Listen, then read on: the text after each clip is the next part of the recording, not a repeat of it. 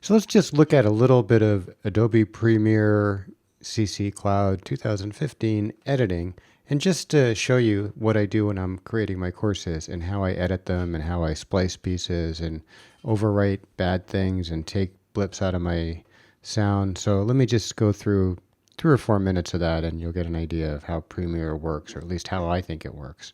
So I'm looking at the timeline here. If I start playing it, container of tenants, and we're of course going to give it a name. So if you notice what we're looking at, this tenants is kind of goofy, and I have an error here I want to get rid of, and there were some funny pauses. So essentially what I want to do is right here when I'm finished typing, right about there, I want to just finish it out correctly. So I'm going to mark that by pressing M, and you see there's a little mark there. I'm going to skidoo forward like that with just moving my cursor. Okay, that's exactly what I want. Maybe a little past that to get the cursor out of the way. Right there. That's what I want that screenshot to turn into. So I push the little camera button and I say, I just name it anything. I'm going to say getter and setter for tenant. It doesn't really matter. I save it. It automatically appears in my asset list, and I can drag it out here and stick it on my timeline. So let's go back and see where I want it. It was at the mark, right? I have that mark. So I'm going to just slide that image right there, and I'm going to start playing from a little before. And you'll see as I play, it automatically fixes it, and it kind of looks like I just got there on my own. So watch this.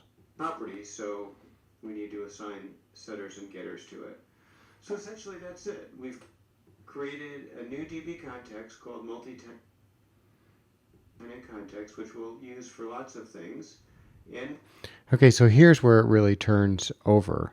So I'm going to drag that and make it go that far, because now the error is completely gone. But if you notice, I forgot to highlight multi-tenant. So I'm going to add a frame to that. So when I say it in my voice, I'll add that frame. You need to assign setters and getters to it. So essentially that's it. We've created a new DB context called multi-tenant. Okay, so right here is where I want to highlight that. So I happen to have created an asset, which is a purple square. If I grab that here, actually a plum square, so I'm going to grab that, stick it on top of that timeline.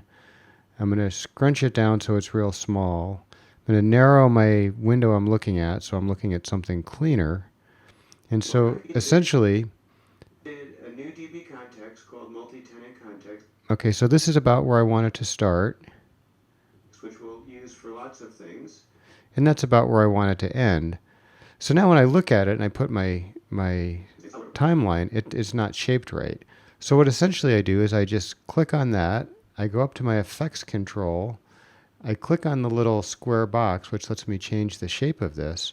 And now I can just, grab, and I'm going to want to put it right around multi-context and DB context. So you need to make it a little bigger so it fits there. I'm going to move it a little bit. I'm going to make it a little, well, see, notice it's changing in size, keeping the aspect ratio. So I need to go to the effects control here, and for scale, I'm going to tell it not to maintain the aspect ratio. So now I can just change it and not keep the aspect ratio.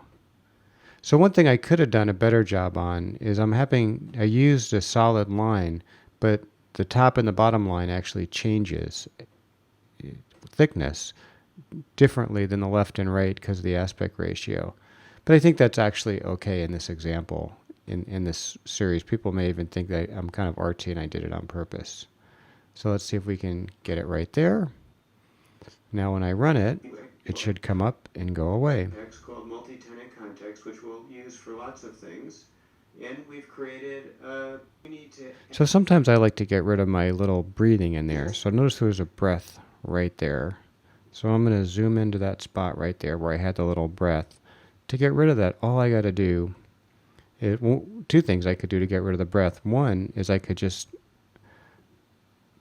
put a razor cut there, a razor cut there, and I could simply lower the volume, essentially turn the volume off. So now when I go over it, definitions, So notice the breath is gone. The other thing I could do is I could get rid of it, but that would actually make it a little bit clumsy because it would sound a little weird with me not taking a breath or just words running into each other that don't seem natural.